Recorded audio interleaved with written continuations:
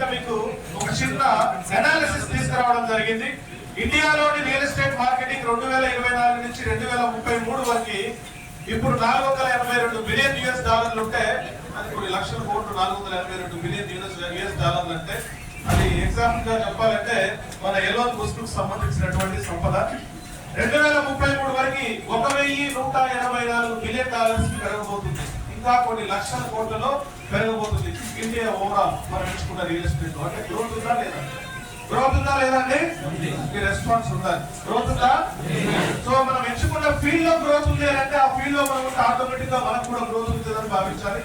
Next why real estate marketing? ఎందుకంటే real estate marketing లో average గా రియల్ ఎస్టేట్ చేసే వ్యక్తి, ఫుల్ టైం రియల్ ఎస్టేట్ చేసేటటువంటి వ్యక్తి సంవత్సరానికి 65 లక్షలు సంపాదిస్తున్నాడు గ్లోబల్ గా. కొంతమంది కోట్లు సంపాదించవచ్చు, కొంతమంది తక్కువ సంపాదించవచ్చు. యావరేజ్ ఇన్కమ్ ఒక full time real estate associate వచ్చేసి మీకు దగ్గరగా 65 లక్షల సంవత్సరానికి సంపాదిస్తున్నాడు.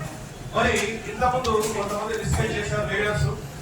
ఒక వ్యక్తి మార్నింగ్ 9 గంటలకి బయోమెట్రిక్ లో తన ఫింగర్ పెట్టేసి ఆఫీస్కి వెళ్తే రిటర్న్ వచ్చేసరికి 18,000 నుంచి ₹1,00,000 సాలరీ సంపాదిస్తున్నాడు. నిత్యం కంప్యూటర్ చూస్తూ 2 కళ్ళు కాస్త 4 కళ్ళు అవుతాయి. బ్యాక్ పెయిన్ వస్తూ ఉంటుంది.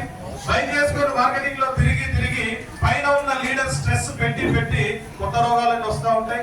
అయినా కూడా పండగలకి, పంపాలకి దేనికి అటెండ్ కాకుండా పని చేసినా సంపాదించేది 30,000 నుంచి ₹1,00,000. అర్థమవుతుందండి? మరి ఇక్కడ ఆడుతూ పాడుతూ అనుకున్నప్పుడు పనిచేస్తూ ఒకటే సంస్థను నమ్ముకొని ముందుకెళ్లిన ప్రతి ఒక్క రియల్ ఎస్టేట్ అసోసియేట్ ₹65 లక్షల గ్లోబల్ వైజ్ సంపాదిస్తున్నారంటే మరి మనం ఉన్న ఫీల్డ్ గొప్పదా కాదా?